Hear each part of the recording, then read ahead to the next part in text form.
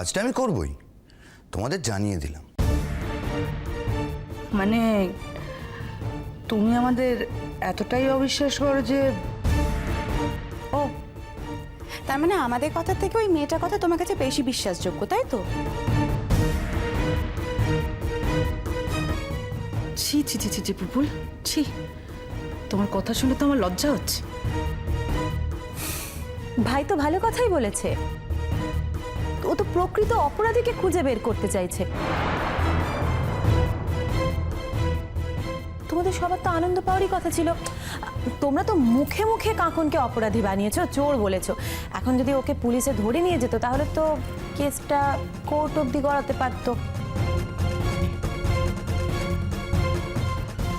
সেক্ষেত্রে আবার ওই হাতের ছাপটা বড় সাক্ষ্য প্রমাণ হয়ে থাকতে পারে। মানে তোমাদের তো আপত্তি করার কিছু দেখছি না আর কাকিমানি, মানে তোমাদের তো লজ্জা করছে কেন? ও তো তোমাদের ভালোই করতে গেছে, তোমাদের হয়েই কথাটা বলেছে। বাবা, আমি বলছি শোনো, এই বাড়িটা মামনি চলে যাওয়ার পর তোমার, তাই আমি তোমার বাড়িতে আছি। আসলে তোমার বাড়িতে থেকে কোনো কাজ করতে হলে আমার মনে হয়েছে তোমার পারমিশন নেওয়া দরকার, তাই আমি তোমার কাছে পারমিশন চাইছি। আমি এই বিষয়টা জানতে চাই, প্রমাণ করতে চাই। কিন্তু আমি এটা বুঝতে পারছি না পপু, তুই কিভাবে প্রমাণটা করবি? ওই গয়না নিয়ে তো পুলিশও ঘাটাঘাটি করেছে, অন্য অনেক হাতের ছাপ পড়েছে তো। হ্যাঁ ঠিক আছে, থাকুক, সে থাকুক।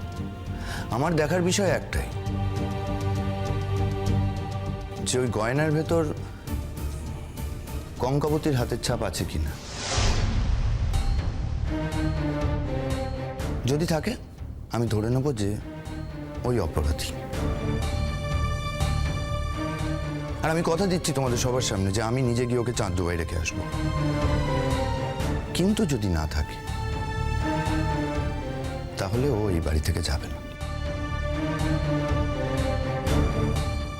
মানে সমস্ত পরীক্ষার তো একটা রেজাল্ট আছে, একটা ভ্যালু আছে, রিওয়ার্ড আছে। ওর রিওয়ার্ডটা হবে যে ও সারা জীবন এই বাড়িতে থাকবে।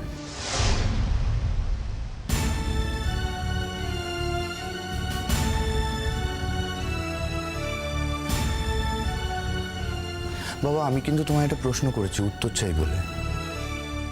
দেখো পুপুল, তুমি যদি বিশ্বাস করো যে কঙ্কাবতী এই কাজ করেনি, তাহলে এইটা নিয়ে ঘাটাঘাটি কেন করতে চাইছো?